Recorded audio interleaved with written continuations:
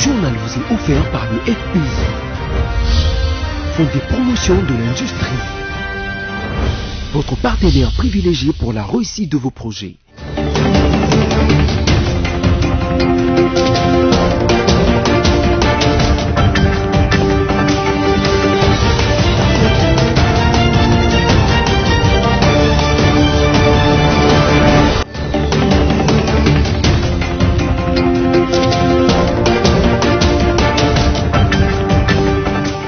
Nouveau numéro du journal sur BSI Télévision, mesdames et messieurs, bienvenue et voici les titres. À la une, le chef de l'État Félix Antoine Tshisekedi Tshilombo a lancé ce jeudi 22 juillet le séminaire du gouvernement sous le thème « Créer une dynamique de changement par la culture de l'excellence et de la gestion axée sur les résultats ». Ce séminaire a pour but de renforcer le ministère et orienter l'action gouvernementale. Et puis, réaction des Quinois ce jeudi 22 juillet sur la proposition du député national Daniel Mbaou pour la fixation de la dot aux milieux urbains et aux milieux ruraux. Enfin, 9 officiers des FARDC en Ituri sont détenus à la prison centrale de Bunia depuis mercredi 21 juillet. Et voilà, ouvrons ce journal avec cette information. Le chef de l'État, Félix Antoine Tshisekedi Tshilombo, a lancé ce jeudi 22 juillet le séminaire du gouvernement sous les thèmes « Créer une dynamique de changement par la culture de l'excellence et de la gestion axée sur les résultats ». Ce séminaire a pour but de renforcer le ministère et orienter l'action gouvernementale. Je suis Kalamba. Réunis dans la salle de conférence du Kempinski Fleuve Congo Hotel à Kinshasa, les membres du gouvernement et certains experts ont pris part au lancement officiel du séminaire du gouvernement d'Idées Warriors par le chef de l'État Félix Antoine Tshisekedi Tshilombo. En sa qualité de parrain des assises, le chef de l'État a invité les uns les autres à consacrer tous les efforts dans l'amélioration des conditions sociales de la population congolaise comme des vrais guerriers, ce avant d'ouvrir officiellement le travaux du dit séminaire. En effet, du moment où vous avez pleinement conscience de votre participation au gouvernement de l'Union sacrée, il est donc attendu de chacun de vous d'éviter des prises de position partisanes qui viendraient nuire à l'idéal du peuple d'abord. En effet, il n'y a pas de place pour satisfaire les caprices de quelques autorités morales que ce soit, ni pour vous conformer à la logique de vos partis. Un seul leitmotiv doit vous animer, celui de faire tout ce qui est possible pour améliorer les conditions sociales de nos populations.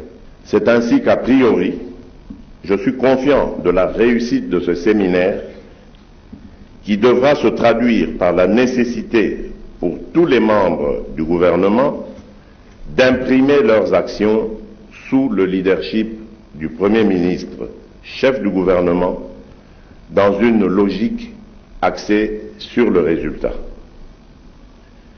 Je déclare ouvert le séminaire gouvernemental sur le thème « Créer une dynamique de changement par la culture de l'excellence et la gestion axée sur les résultats ».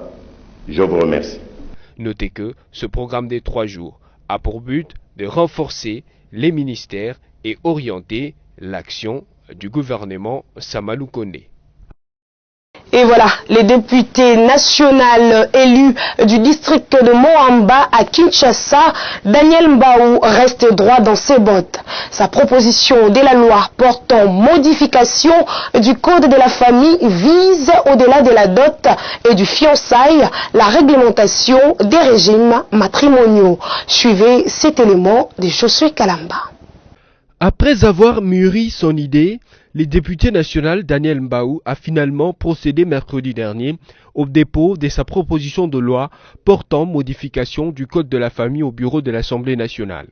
Peu après ce dépôt, l'élu du district de Moamba à Kinshasa a précisé devant la presse que cette loi touche les questions liées à la dot, aux fiançailles et à la polygamie, ainsi que sur les régimes matrimoniaux. Ce, avant d'énumérer certaines innovations qu'elles contiennent.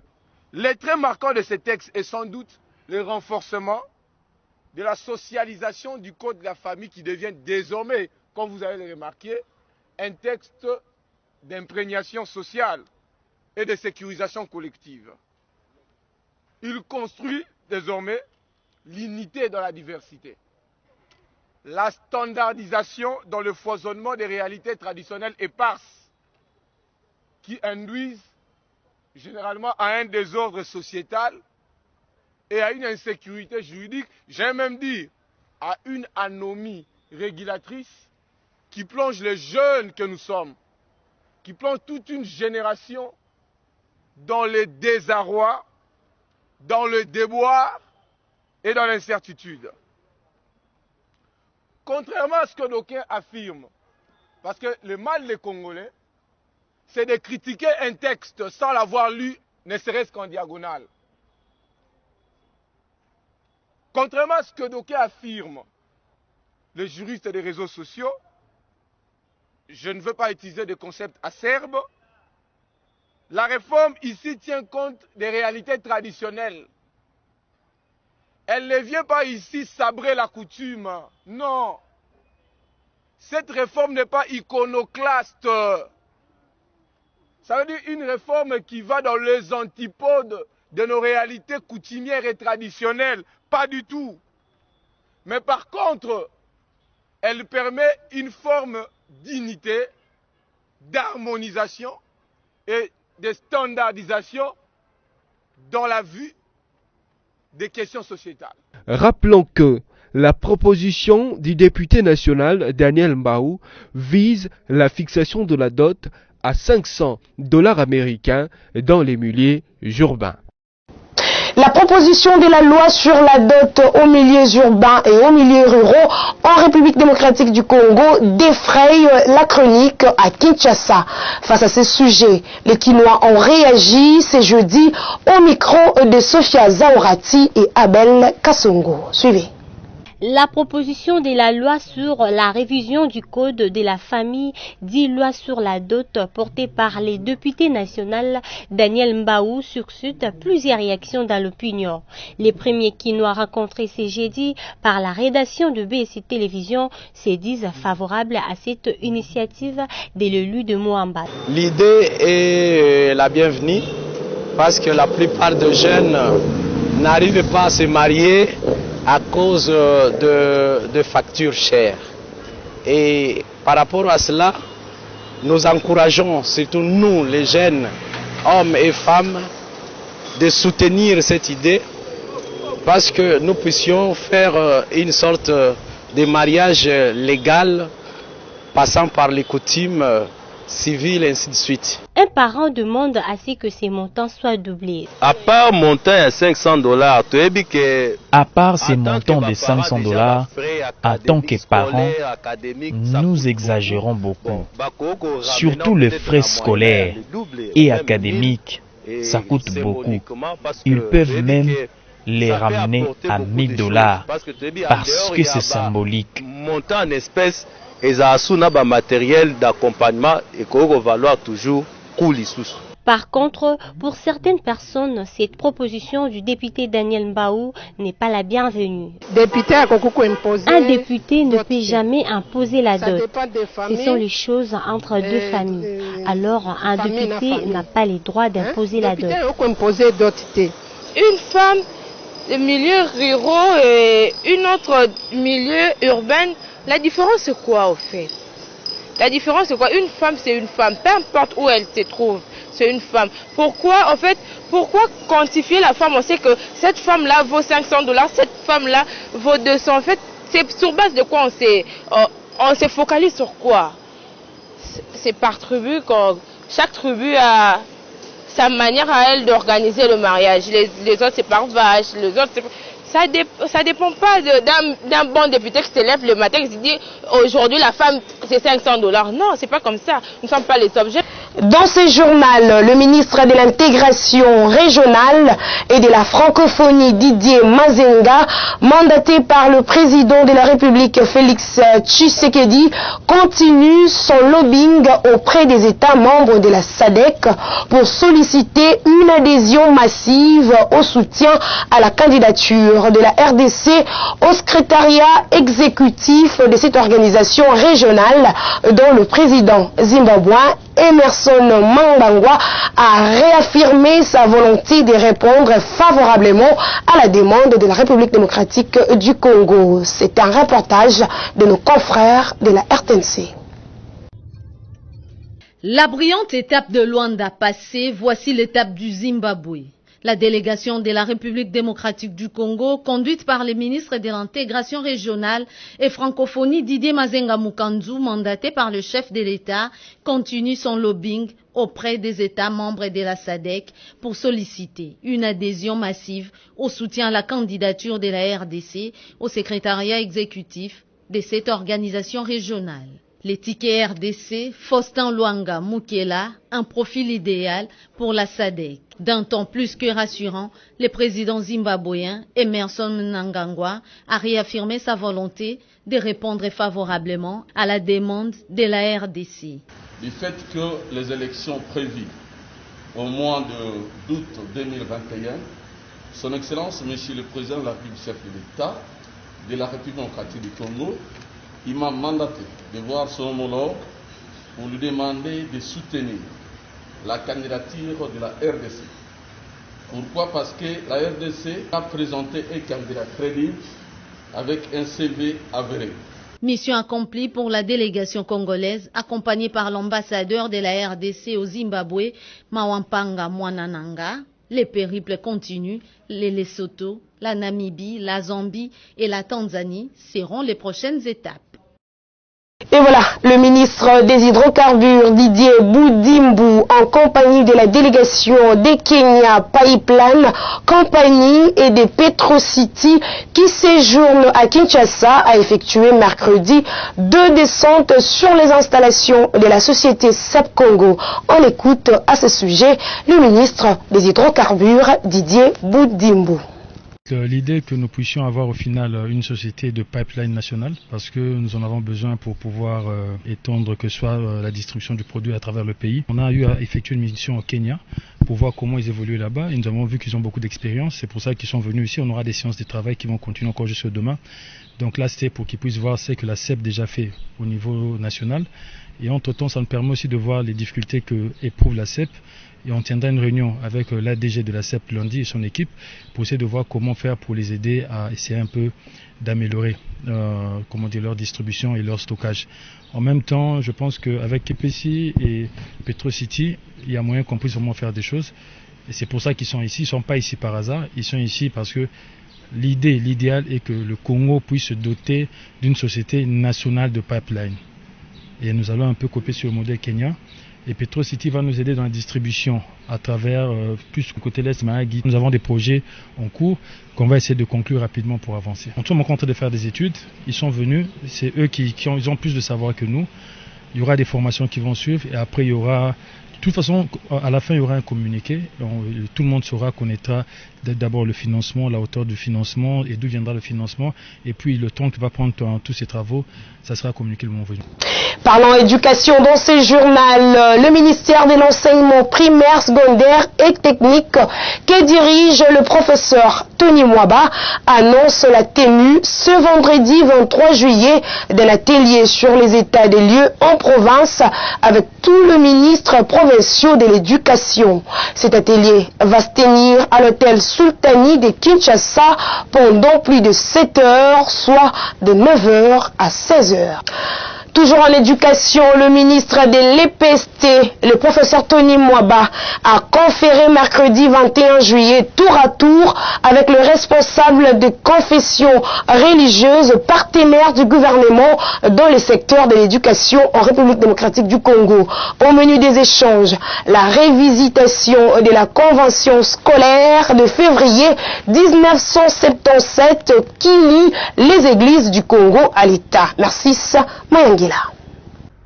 Les périples du ministre de l'EPST Tony Mwaba, accompagné de la vice-ministre Aminata Namassia, a débuté à Limete, où le patron de l'EPST s'est entretenu avec Dodo Kamba, représentant des églises des réveils. Puis il a pris la direction de l'église kimbanguiste à Kassavubu. Ici, il s'est entretenu avec les responsables de l'église kimbanguiste. Enfin, Tony Mwaba a bouclé sa tournée à Gombe où il a rencontré les représentants légaux de l'ECC, André Bokundoa. Il s'agissait là d'une rencontre du ministre avec 3 représentants des confessions religieuses. Au-delà de la mission d'évangéliser, les églises ont aussi une mission sociale, notamment dans les domaines de l'éducation, au travers les réseaux des écoles. En outre, les échanges avec les représentants des confessions religieuses a tourné autour de la révisitation de la convention scolaire de février 1977 qui lie les églises du Congo à l'État, qui est devenue à ce jour obsolète 40 ans après sa signature. L'Église accompagne aussi l'État dans les domaines de l'éducation et plus particulièrement dans l'enseignement et l'apprentissage des enfants, on peut même dire des élèves, même des étudiants. Et dans le cas de notre sous-secteur de l'enseignement maternel, primaire, secondaire et technique, l'Église joue également un rôle important et l'Église est un partenaire pour nous, un grand partenaire éducatif. Pour sa mise à jour, les ministres de l'EPST entendent mettre sur pied, dans les jours à venir, une commission pour révisiter cette convention. Situation épidémiologique en République démocratique du Congo, 165 nouveaux cas de contamination par les Covid-19 ont été confirmés en RDC le mercredi 21 juillet. Il s'agit de 60 parmi ces cas sont de la ville de Kinshasa, épicentre de la maladie, 49 au Lualaba, 24 au Nord Kivu, 23 dans le Haut-Katanga et 4 de la Tchopo. Sophia Zaorati. La République démocratique du Congo a enregistré le mercredi 21 juillet 160 nouveaux cas de coronavirus sur 2178 échantillons testés. Parmi les nouveaux cas, 60 à Kinshasa, la capitale, 49 au Lualaba, 24 au Nord Kivu, 23 dans les Haut-Katanga et 4 à la Tchopo. C'est ce qui renseigne les rapports du comité multisectoriel de la riposte au pays. Un nouveau cas de décès a été notifié parmi ces cas et 57 nouvelles personnes sont sorties guéries de centres de traitement Covid-19 et du lot des patients suivis à domicile, dont 54 à Kinshasa et 3 au Kasaï oriental. Le cumul des cas depuis les débuts du coronavirus en RDC le 10 mars 2020 est de 47 174, dont 47 173 cas confirmés et improbables.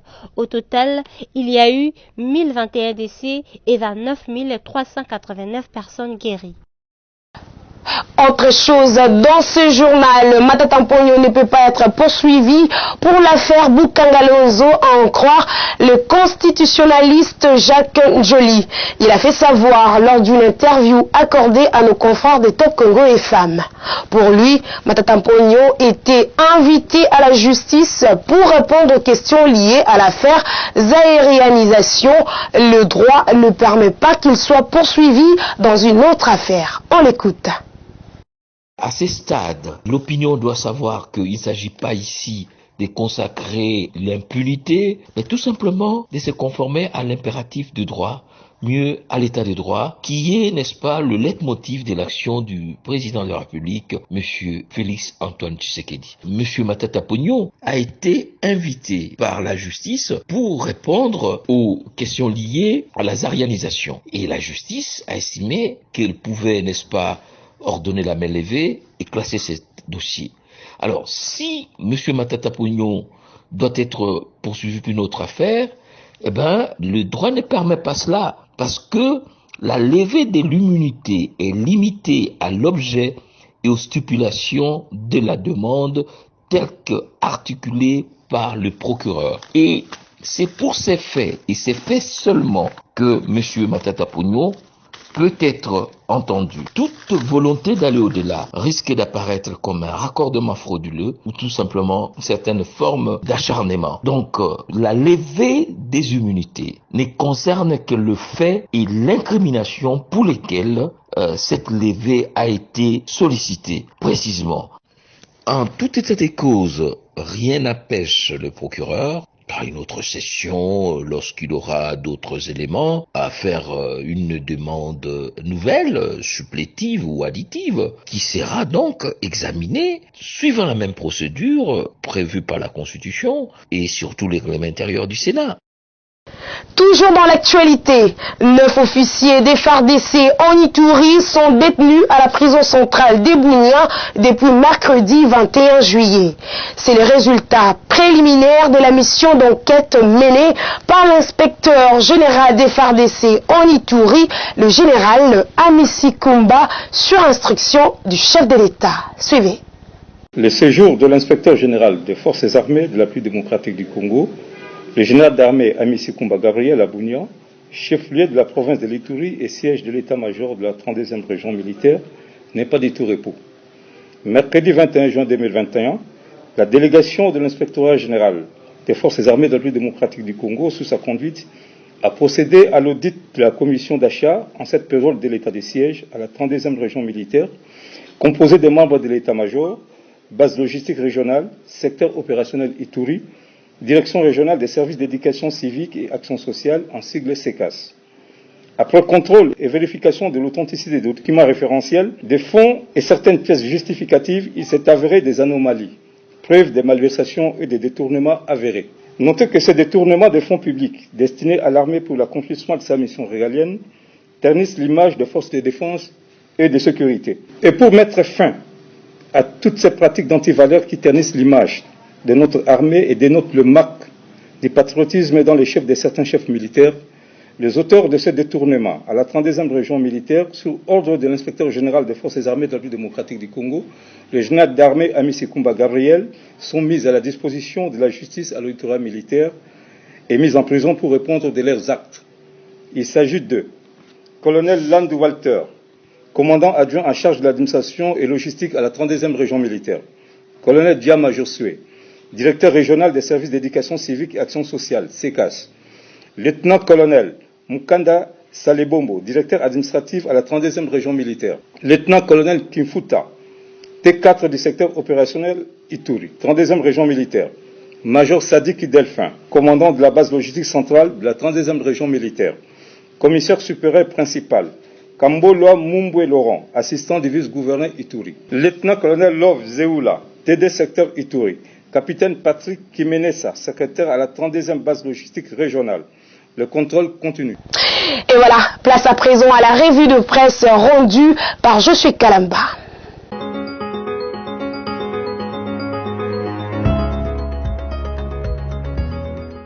Mesdames, Messieurs, bienvenue à la revue de presse de ce jour. Commençons par l'agence congolaise de presse qui écrit « Signature bientôt d'un partenariat entre le ministère de la Communication et la MONUSCO ». Le ministre de la Communication et Médias, Patrick Bouya Katembwe, et la chef de la mission des Nations Unies pour la stabilité en RDC, MONUSCO, Bintou Keïta, ont convenu mercredi au cours d'un échange de la mise en place d'une plateforme de partenariat entre leurs deux institutions. Les deux personnalités l'ont circonscrit dans la coordination commune notamment de la communication sur plusieurs sujets principaux afin d'accompagner le programme d'action du gouvernement. Poursuivons avec Radio Okapi.net qui note grève des médecins, une solution en vue selon le SINAMED et le CIMECO. Nous avons eu de propositions, nous avons plein espoir et nous tenons à rassurer notre population. Nous avons plein espoir que bientôt nous aurons une issue à cette crise, a déclaré mardi 20 juillet le secrétaire général du CIMECO, Dr Juvenal Mwanda Mulenda. Il dit avoir constaté une évolution du gouvernement de la République de faire des pas vers les médecins. Pour le docteur Mankoy Badjoki, secrétaire général du SINAMED, le gouvernement a accepté de donner la prime des médecins. Sur d'autres revendications, nous avons reçu les propositions du gouvernement, a-t-il dit. En tant que médecin, nous avons rapporté aux médecins qui nous ont délégué les propositions du gouvernement. C'est à eux de se prononcer, a conclu Dr Mankoy Badjoki sur le propos relayé par les sites de la primature. Terminons avec Forum des As qui note Sekafa U23, les Taifa Stars de la Tanzanie écartent les léopards de la RDC de la course 1-0. Les léopards de la RDC de moins de 23 ans sont éliminés du tournoi du Conseil des fédérations de football d'Afrique centrale et de l'Est, Sekafa en sigle. Ils viennent d'être écartés de la phase de groupe après leur défaite hier mercredi 21 juillet en Éthiopie face aux Taifa Stars de la Tanzanie. Les poulains du technicien Jean-Claude Loboko croyaient faire le plus dur après avoir concédé le nul de 0 partout face au crâne de l'Ouganda lors de la première journée, mais ce n'était pas le cas. Les autres équipes, à savoir l'Éthiopie, pays hôte, la Tanzanie et l'Ouganda, sont déjà qualifiées pour le prochain tour. C'est tout pour cette revue de presse. Merci à vous qui l'avez suivi.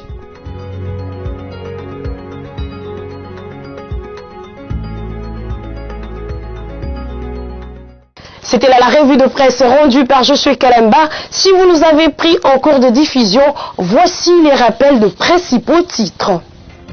À la une, le chef de l'État Félix Antoine Tshisekedi Tshilombo a lancé ce jeudi 22 juillet le séminaire du gouvernement sous le thème « Créer une dynamique de changement par la culture, de l'excellence et de la gestion axée sur les résultats ». Ce séminaire a pour but de renforcer le ministère et orienter l'action gouvernementale. Et puis, réaction des Quinois ce jeudi 22 juillet sur la proposition du député national Daniel Mbaou pour la fixation de la dot aux milieux urbains et aux milieux ruraux. Enfin, 9 officiers des FARDC en Ituri sont détenus à la prison centrale de Bunia depuis mercredi 21 juillet. Eh bien, mesdames et messieurs, ce journal qui a été préparé par l'ensemble de la rédaction de BAC Télévision est terminé. Merci à vous de l'avoir suivi, mais surtout, restez-nous fidèles.